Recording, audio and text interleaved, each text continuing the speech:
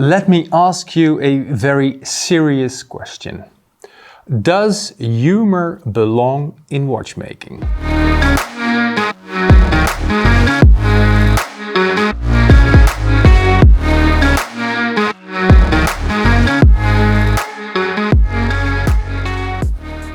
I ask this question because I think watchmaking has become a very, very serious business. And not just a business, but also a very, very serious hobby. So I could also ask the question, why so serious? But I don't want to be a joker, and that's why I asked about humor in watchmaking. So let's dive into this subject.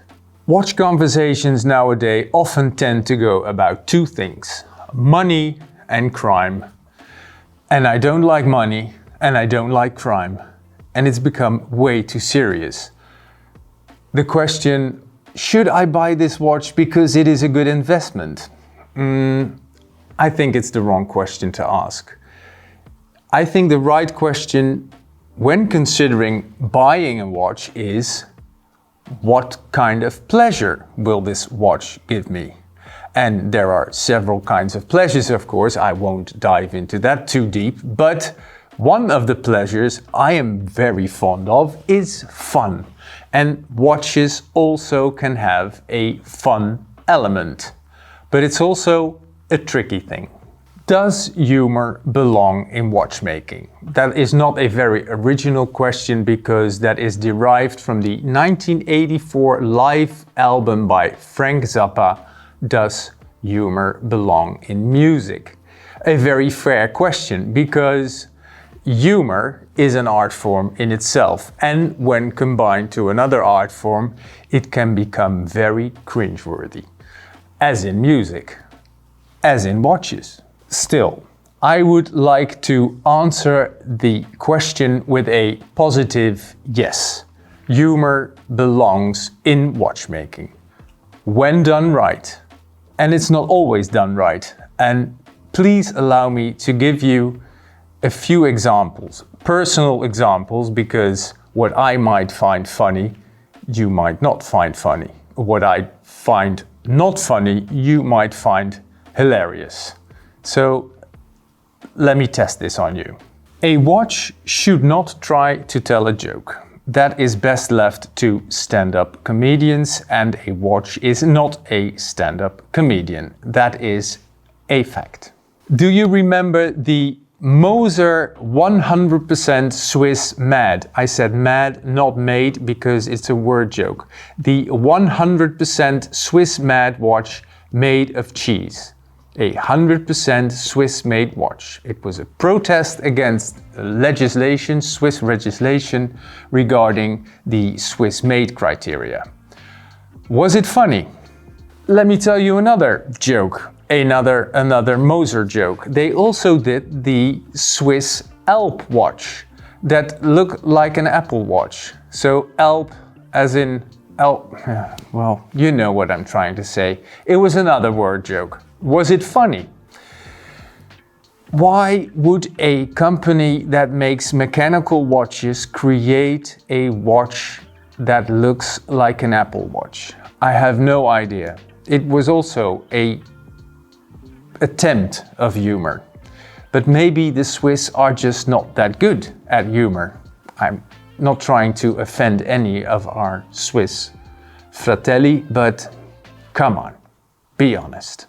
Well, Moser, I think they try too hard, and I don't think they need it because they make some pretty awesome watches.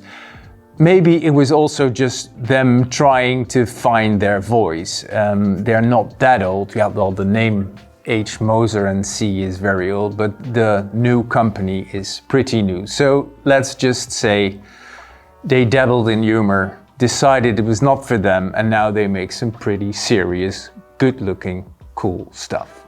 Watches should not try tell jokes.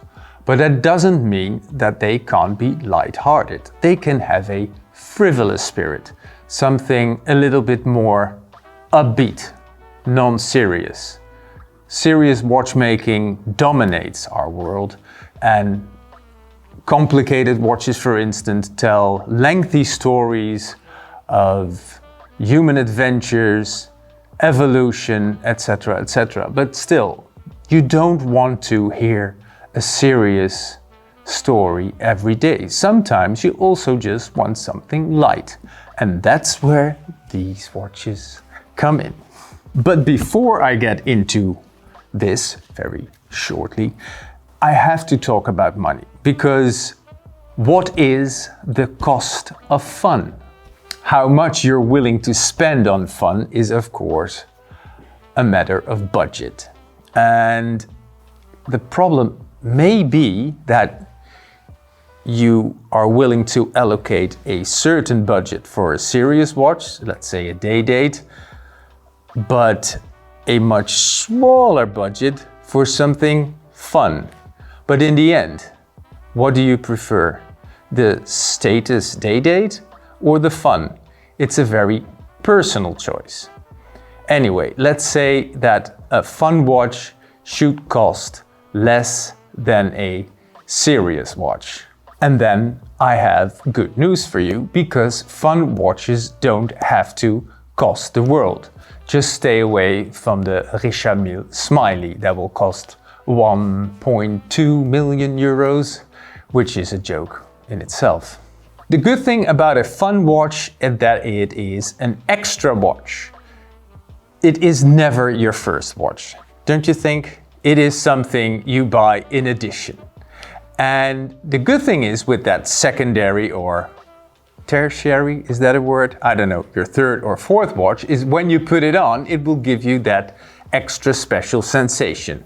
So I have some stuff lying around that starts with the Mr. Jones watches I have here. Fun watches for 200 to 300 euros that are definitely original.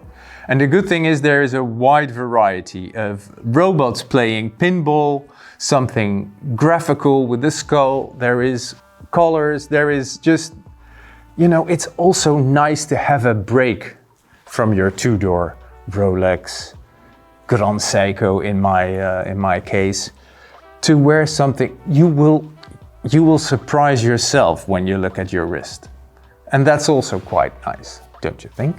For some, having a Snoopy, meaning a Speedmaster Snoopy, is the ultimate goal. But you can also just have Snoopy on something a little bit cheaper and more fun.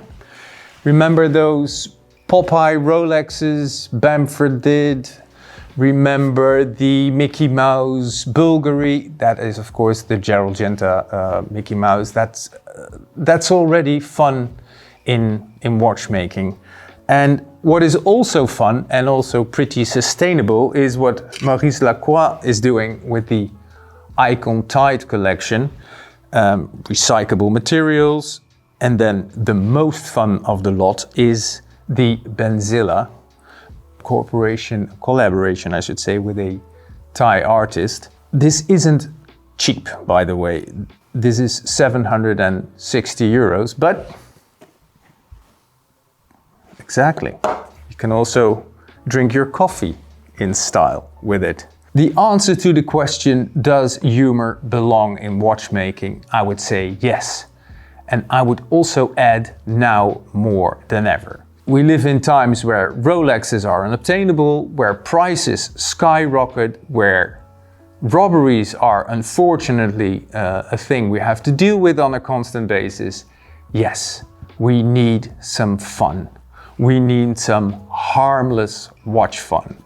And you can get that in all price categories. I already mentioned the Richard Mille Smiley, but there's also a lot of fun to be had with an MB&F, because those are practically space toys for the wrist. And then there is, of course, I almost forgot, the also unobtainable Speedmaster Moonswatch. You can get it now. It's also a lot of fun. There's, of course, Swatch, and then this selection. And I should also mention undone watches that look like watermelons, strawberries and cream, and aubergines.